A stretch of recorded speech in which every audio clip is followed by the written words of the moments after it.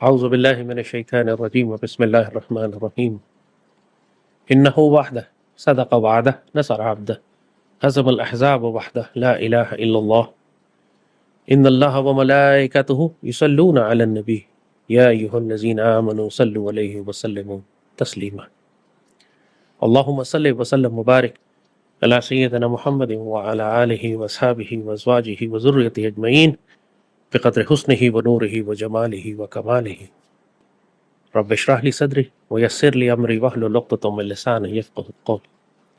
پاکستان کے مسلمانوں، اچھی طرح سمجھ لو کہ تم پر پہلے بھوک اور خوف کا عذاب تو مسلط تھا ہی، اب تم اللہ کی ایک اور پکڑ میں آ چکے ہو کہ اس نے تمہارا پانی خشک کر دیا ہے، اس نے تم سے تمہارا پانی واپس لے لیا ہے۔ یہ تمہاری بدعمالیاں بھی ہیں اور تمہارے دشمنوں کی سازشیں بھی، تمہاری کوتاہی بھی، اور تمہارا یہ ظلم بھی کہ تم نے جہاد کا راستہ ترک کر دیا اور کشمیر اور فلسطین کے مسلمانوں کو کتوں کے حوالے کر دیا مرنے کے لیے، تم اپنی معیشت بچاتے رہ گئے۔ اللہ تعالیٰ جب اپنی رحمت کا ذکر فرماتا ہے نا قرآن میں، تو وہ بارش کا ذکر کرتا ہے۔ وہ کہتا ہے وہ اپنی رحمت سے پہلے بشارتیں بھیجتا ہے، ٹھنڈی ہوائیں بھیجتا ہے، تاکہ پیچھے پیچھے اس کی رحمت آ رہی ہوتی ہے۔ اسی لیے بارش کو باران رحمت کہتے ہیں، اللہ کی رحمت کی بارش۔ لیکن جب اللہ جلال میں آتا ہے تو یہی بارش تمہیں غرق بھی کر دیتی ہے۔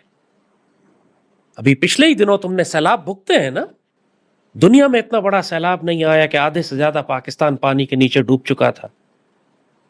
وہ بارش رحمت نہیں تھی، وہ اللہ کی پکڑ تھی، اللہ کا عذاب تھا تمہارے اوپر، تمہاری بدعمالیوں کی وجہ سے، تمہارے گناہوں کی وجہ سے بھی، تمہاری خیانت اور غداری کی وجہ سے بھی۔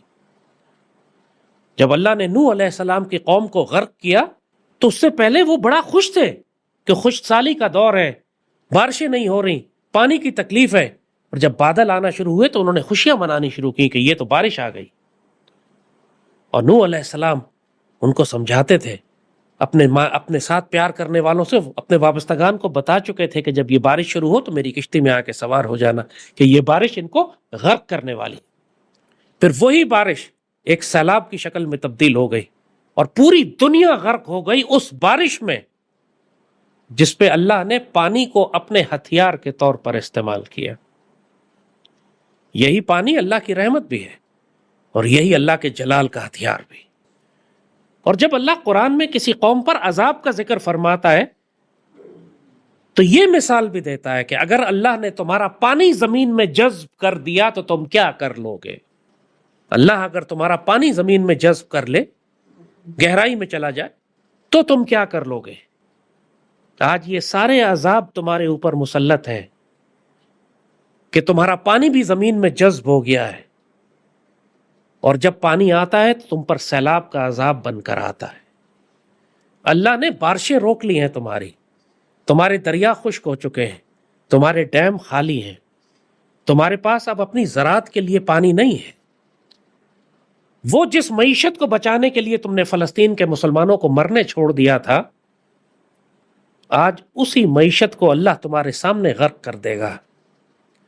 تمہیں اللہ نے چاول کی وافر فصل دی، فلسطین کے مسلمانوں کی مدد کرنے کے بجائے تم نے بیچ بیچ کر ڈالر کمائے اور خوشیاں مناتے رہے کہ ہمیں پیسہ بہت مل گیا۔ تم کو صدقہ نکالنا چاہیے تھا۔ 20% خمس تو ویسے ہی بنتا تھا، 10% عشر تو ویسے ہی بنتا تھا ان نعمتوں کا کہ جو اللہ نے تمہیں عطا فرمائی۔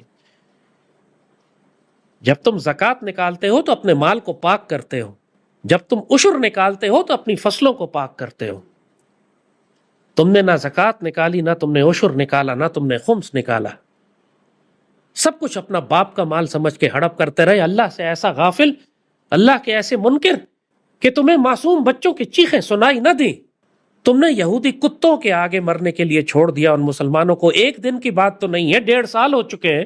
اب تو تم کوئی دلیل پیش نہیں کر سکتے کہ ہم کو پتہ ہی نہیں تھا۔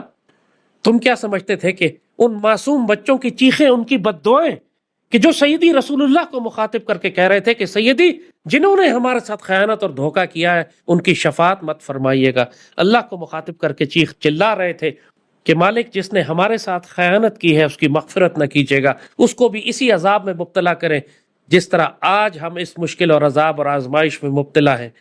جس طرح ہمیں انہوں نے تنہا چھوڑ دیا، آپ ان کو تنہا چھوڑ دیں۔ تمہارے خیال میں ان مظلوموں کی یہ چیخیں، یہ بددعائیں اللہ کا عرش نہیں ہلا رہی ہوں گی؟ تم میں بہت تکبر تھا کہ ہمارے پاس بڑی فصلیں ہیں، ہمارے پاس دنیا کا سب سے بڑا نہری نظام ہے، ہمارے پاس بڑے ڈیم ہیں۔ جاؤ اب پوری دنیا کی طاقت لگا لو جو تمہارے پاس ہے، زمین سے پانی نکال کر دکھاؤ، آسمان سے بارش برسا کے دکھاؤ، دیکھو اب اللہ تمہارے ساتھ کیا کرتا ہے۔ تم ایسے ناپاک تھے کہ نہ تو تم نے آنے والے وقت کی تیاری کی، حالانکہ اس تیاری کا حکم ہم کو قرآن میں دیا گیا ہے، سیدی نے اپنی سنت مبارکہ سے ثابت کیا ہے۔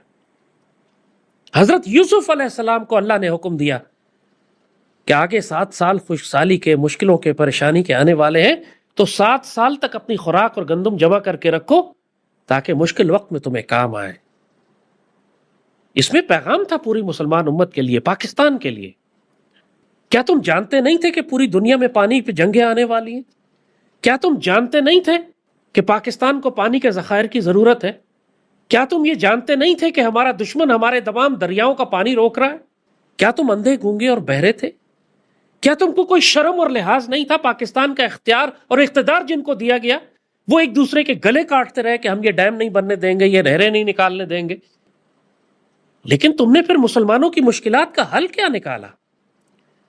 اگر وہ ڈیم تمہیں پسند نہیں تھا تو کوئی دوسرا ڈیم بنا دیتے، وہ نہریں تمہیں پسند نہیں تھی تو یہ جو سیلاب آتا ہے، سیلابی پانی کو جمع کرنے کے ذخیرے تم بنا دیتے، کوئی بیراج بناتے، کوئی نہریں بناتے، کوئی جھیلیں بناتے۔ اللہ نے جو پانی تم کو دیا، اتنا پانی تم کو دیا کہ تمہارے 5 سال کی فصلوں کے لیے کافی تھا، اس کو ذخیرہ کرنے کے بجائے تم نے وہ سمندر میں دھکیل دیا، کیونکہ تم چیختے چلاتے رہے کتوں کی طرح کہ ہم یہ ڈیم نہیں بننے دیں گے، یہ نہریں نہیں بننے دیں گے، نہ کھپے نہ کھپے، پاکستان نہ کھپے۔ بغیر تو یہ پاکستان ہی تمہاری زندگی تھا، اسی پاکستان کی وجہ سے تم زندہ ہو، اسی پاکستان کی وجہ سے تم کو اس بدکاری اور مکاری کی اجازت ہے۔ جس پاکستان کو تم نے باپ کا مال سمجھا ہوا ہے، یہ اللہ اس کے رسول کی امانت تھا تمہارے پاس۔ تم کو اختیار اور طاقت دی گئی تھی کہ اس ملک کے مسلمانوں کا دھیان کرو۔ اچھی طرح جانتے تھے تم کہ دشمن ہمارا پانی کے ذخیرے روک رہا ہے، پانی کے ہمارے دریاؤں پر ڈیم بنا رہا ہے، دشمن کو روکا کیوں نہیں؟ اس لیے کہ تم جہاد سے خوف کھاتے تھے، اس لیے کہ تم جنگ سے خوف کھاتے تھے، اس لیے کہ تم بزدل اور بغیرت اور بے شرم تھے، حب الدنیا اور کراہیت الموت میں مبتلا تھے۔ اور دوسری روایت میں آتا ہے حب الدنیا و کراہیت القتال، 2 روایتیں اس کی، ایک میں کراہیت الموت ہے، ایک میں کراہیت القتال ہے، کہ تمہیں موت کا خوف تھا، دوسرے میں تمہیں قتال اور تمہیں جہاد کا خوف تھا۔ جہاد کے لیے بھی قتال کا لفظ استعمال فرمایا تاکہ کوئی کنفیوژن ہی نہ رہے اس بات میں کہ بات جہاد بالمال کی ہو رہی ہے یا جہاد بالنفس کی ہو رہی ہے، بات تلوار سے جہاد کی ہو رہی ہے۔ تم نے کشمیر کے مسلمانوں کو دھوکہ دیا کہ ان مسلمانوں کا ہم نے کیا کرنا ہے، تم نے کشمیر کی زمین سے خیانت کی کہ ہم نے اس زمین کا کیا کرنا ہے، لیکن کوئی وجہ تھی کہ اس اللہ کے بندے نے کہا تھا کہ کشمیر پاکستان کی شہرگ ہے، تم کشمیر کے پانیوں کے بغیر اب کیسے گزارا کرو گے؟ وہ کشمیر، وہ خطہ زمین جو پہاڑی کے ایک دامن میں اللہ نے چھپا کے رکھا ہوا ہے، کشمیر جسے جنت نظیر کہتے ہیں، تم اتنے بے غیرت اور بے شرم تھے کہ تم نے وہ ہندوؤں کو فروخت کر دیا اور یہ کہا کہ وار از ناٹ این آپشن، اور کیا میں حملہ کر دوں، اور جس نے کشمیری مجاہدین کی مدد کی اس نے ظلم کیا۔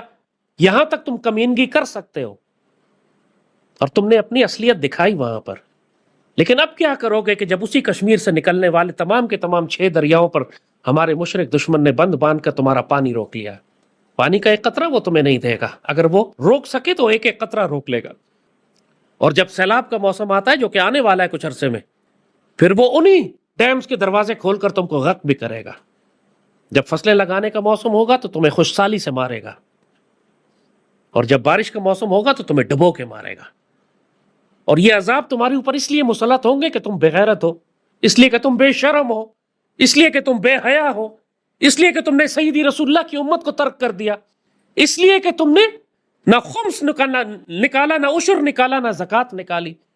تم نے اپنے مسلمانوں کو جو چیختے چلاتے رہے کشمیر میں تمہیں مدد کے لیے پکارتے رہے، تم نے ان کو کتوں کے حوالے کر دیا۔ جو فلسطین کے مسلمان تھے جو مدد کے لیے پکارتے رہے، تم نے ان کو خنزیروں کے حوالے کر دیا۔ تم اپنی فصلیں بچاتے رہے۔ پاکستان کے مسلمانوں، اپنے حکمرانوں کو صرف گالیاں مت دو، تم بھی اتنے ہی گناہگار ہو جتنے تمہارے حکمران ہیں۔ سیدی نے فرمایا تھا نا کہ اعمالکم و مالکم، تمہارے اعمال ہی تمہارے حکمران بنتے ہیں. تم اس قابل ہو کہ تمہارے اوپر زرداری، نواز اور عمران جیسے مسلط کیے جائیں، کیونکہ تم بھی اتنے ہی ناپاک ہو جتنے یہ ناپاک ہیں. سیدی رسول اللہ نے جب اللہ کے جلال کا اظہار فرمایا تو آپ فرماتے ہیں جس کا مفہوم ہے کہ لوگوں کے اعمال ایسے ہوتے ہیں کہ اللہ بارش روک لے. اگر اللہ کو یہ خیال نہ ہوتا کہ زمین میں چرند پرند چڑیاں اور جانور بھی بستے ہیں تو اللہ بارش کا ایک قطرہ نازل نہ فرماتا. تم کو جو بارش مل رہی ہے نا وہ تمہارے اعمال کی وجہ سے نہیں مل رہی، تمہاری دعاؤں کی وجہ سے نہیں مل رہی. تمہاری تو دعائیں قبول ہونا بند ہو چکی ہیں. تمہیں بارش مل رہی ہے تو اس لیے کہ اللہ نے تمہاری زمین میں چڑیاں، پرند، جانور اور چوپائے رکھے ہوئے ہیں. اللہ کی رحمت ان کے لیے نازل ہوتی ہے اور تمہیں خیرات میں مل جاتی ہے تھوڑی سی. تمہارے اعمال تو اس قابل ہے کہ تم کو اللہ تعالیٰ یا نوح علیہ السلام کی طرح غرق کر دے، یا تم پر ایسی خشکسالی مسلط کرے کہ تمہاری نسلیں ختم ہو جائیں. نہ تم سیدی رسول اللہ کی امت کا خیال کرتے ہو، نہ تم قتال اور جہاد کا راستہ اختیار کرتے ہو، نہ تم ظاہری دنیا کے اسباب مہیا کرتے ہو تاکہ مسلمانوں کو تکلیف نہ ہو. نہ تم نے ڈیم بنائے، نہ نہریں بنائی، نہ صدقہ کیا، نہ جہاد کیا، نہ قتال کیا. پھر تم سمجھتے ہو کہ تم پر رحمت کے دروازے کھول دیے جائیں گے. اللہ کا شکر ادا کرو کہ اب تک اس نے زمین نہیں الٹ دی تمہارے اوپر، یا آسمان سے پتھر نہیں برسا دیے. تم ابابیلوں کے لیے دعائیں کر رہے ہو، خود اللہ نے تمہیں ہتھیار اور طاقت دی اور تم دعا اللہ سے کر رہے ہو کہ فلسطین کے مسلمانوں کے لیے ابابیلیں بھیجے.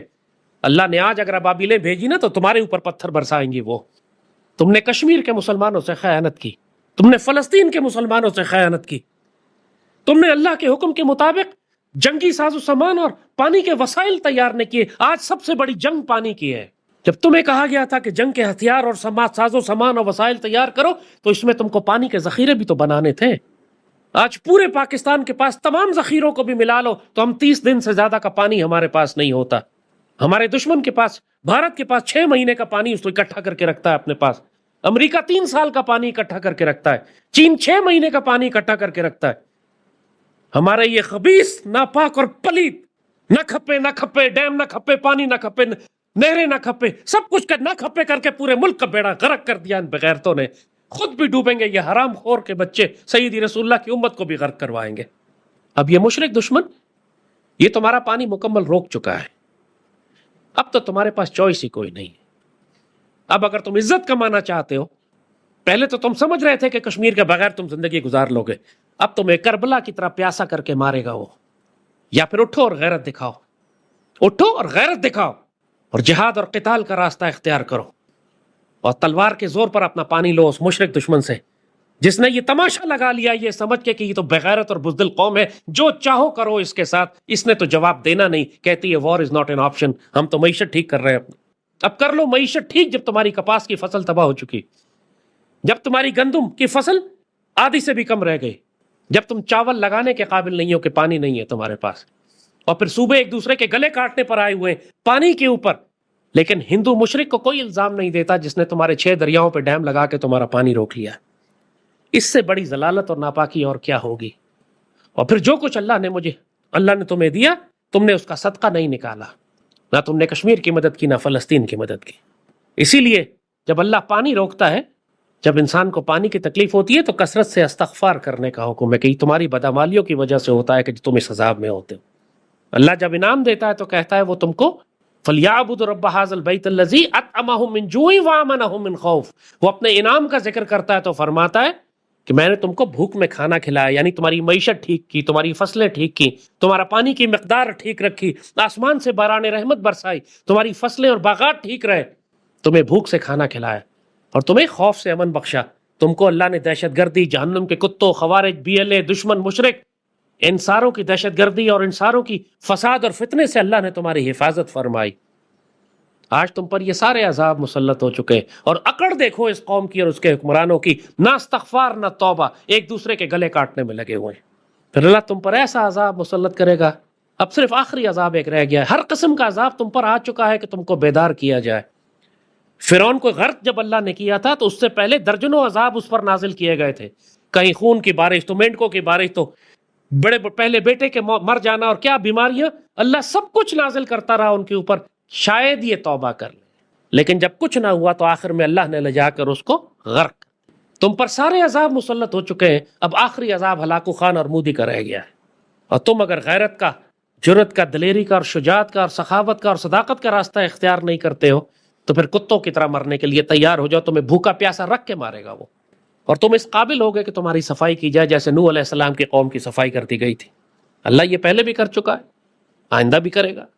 تم کوئی اللہ کے ایسی محبوب قوم نہیں ہو کہ اللہ تمہاری خاطر اپنی سنت تبدیل کر دے گا۔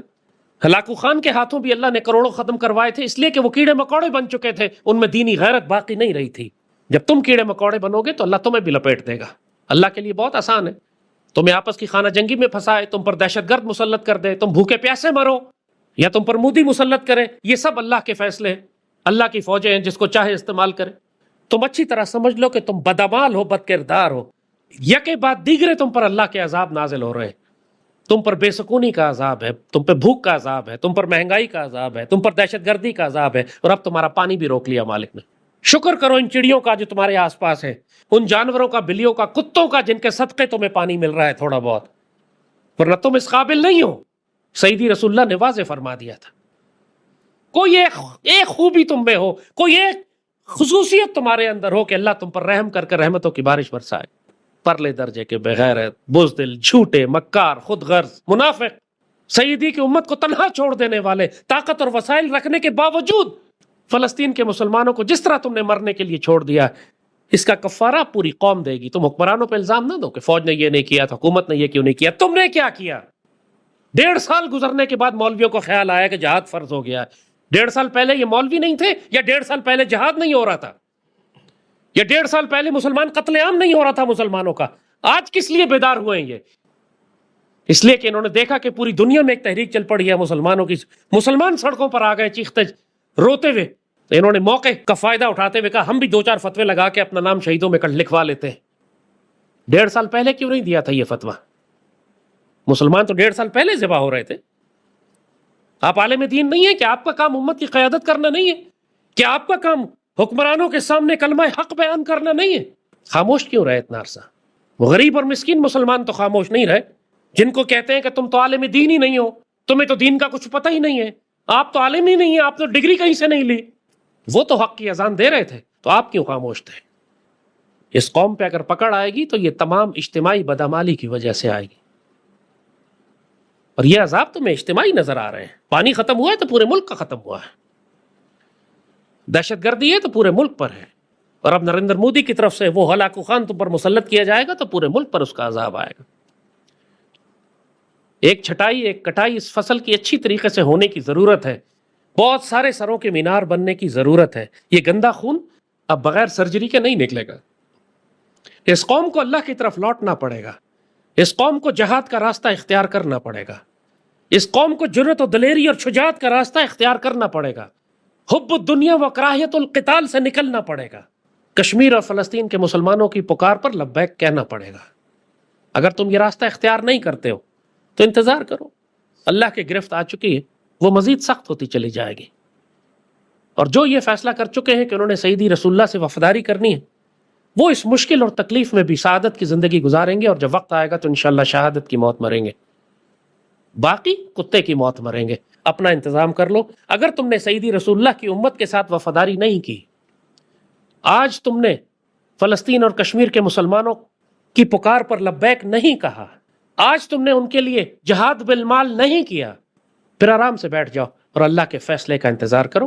ہم بھی اللہ کا فیصلہ دیکھیں گے تمہارے بارے میں کیا نازل ہوتا ہے، لیکن اچھی طرح سمجھ لو کہ تم اللہ کے بدترین عذاب میں آنے والے ہو، کیونکہ تم نے سیدی رسول اللہ کی امت کے ساتھ خیانت اور غداری اس وقت کی جب اس امت کو تمہاری مدد کی ضرورت تھی، چاہے یہ فرد کرے، کوئی ملک کرے یا پوری قوم کرے، اسی حساب سے اس کو کفارہ دینا پڑے گا۔